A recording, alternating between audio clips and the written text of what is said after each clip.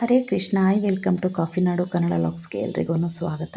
Friends, ನಾನಿಲ್ಲಿ ಇವತ್ತು ನಮ್ಮ ಮನೆಯಲ್ಲಿ ರವೆ ಉಂಡೆನ ಮಾಡ್ತಾಯಿದ್ದೀನಿ.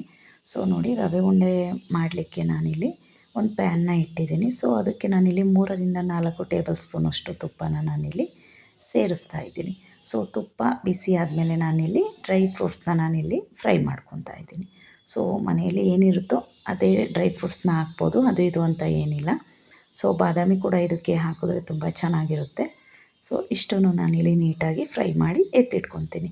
ಸೊ ಅದೇ ಬಾಣಲೆಗೆ ನಾನಿಲ್ಲಿ ಸಣ್ಣ ರವೆನ ಸೇರಿಸ್ತಾ ಇದ್ದೀನಿ. ಸೊ ಸಣ್ಣ ರವೆ ಅಂತ ಏನು ಹೇಳ್ತೀವೋ ಅದನ್ನು ನಾನಿಲ್ಲಿ ಸೇರಿಸ್ಬಿಟ್ಟು ರವೆನೂ ಕೂಡ ನಾನು ತುಪ್ಪದಲ್ಲಿ ನೀಟಾಗಿ ಹುರ್ಕೊತೀನಿ. ಸೊ ರವೆ ನೋಡಿ ಈ ಅದಕ್ಕೆ ಬರೋವರೆಗೂ ನೀಟಾಗಿ ಫ್ರೈ ಮಾಡ್ಕೋಬೇಕು.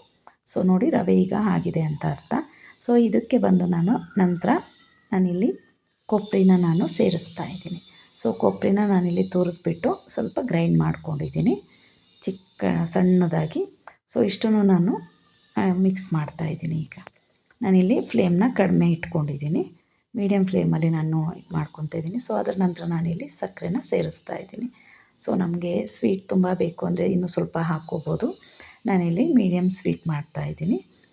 ಸೊ ನೋಡಿ, ಇದನ್ನು ಕೂಡ ಹಂಗೆ ಸಣ್ಣ ಉರಿಯಲ್ಲೇ ಗ್ಯಾಸ್ ಫ್ಲೇಮ್ ಇಟ್ಕೊಂಡು ನಾನು ಫ್ರೈ ಮಾಡ್ಕೊತಾ ಇದ್ದೀನಿ. ಇಷ್ಟನ್ನು ಚೆನ್ನಾಗಿ ಮಿಕ್ಸ್ ಆದ ನಂತರ ನಾನಿಲ್ಲಿ ಈಗ ಡ್ರೈ ಫ್ರೂಟ್ಸ್ನ ನಾನು ಇದಕ್ಕೆ ಆ್ಯಡ್ ಮಾಡ್ತಾಯಿದ್ದೀನಿ. ಆ್ಯಂಡ್ ಅದ್ರ ಜೊತೆಗೆ ನಾನಿಲ್ಲಿ ಒಂದು 8-10 ಏಲಕ್ಕಿನ ಸಣ್ಣದಾಗಿ ಪುಡಿ ಮಾಡಿ ಇಟ್ಕೊಂಡಿದ್ದೀನಿ. ಸೊ ಇದನ್ನು ಕೂಡ ನಾನು ಇದ್ರ ಜೊತೆಗೇ ಮಿಕ್ಸ್ ಮಾಡಿದ್ದೀನಿ.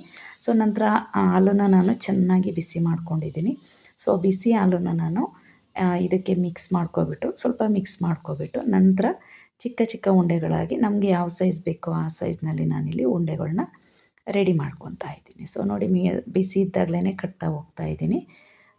ನೋಡಿ ರೆಡಿಯಾಗಿದೆ. ಸೊ ನಮಗೆ ಯಾವ ಸೈಜ್ ಬೇಕೋ ಆ ಸೈಜಲ್ಲೇ ನಾನು ಉಂಡೆಗಳನ್ನ ಮಾಡ್ಕೊತಾ ಇದ್ದೀನಿ. ಸೊ ನೋಡಿ, ರುಚಿಕರವಾದ ರವೆ ಉಂಡೆ ರೆಡಿಯಾಗಿದೆ. ಸೊ ಫ್ರೆಂಡ್ಸ್, ಎಲ್ಲರೂ ನನ್ನ ವೀಡಿಯೋಸ್ನ ಸಬ್ಸ್ಕ್ರೈಬ್ ಮಾಡ್ಕೊಂಡು ನೋಡಿ ಆ್ಯಂಡ್ ಸಪೋರ್ಟ್ ಮಾಡಿ. Thank you for watching.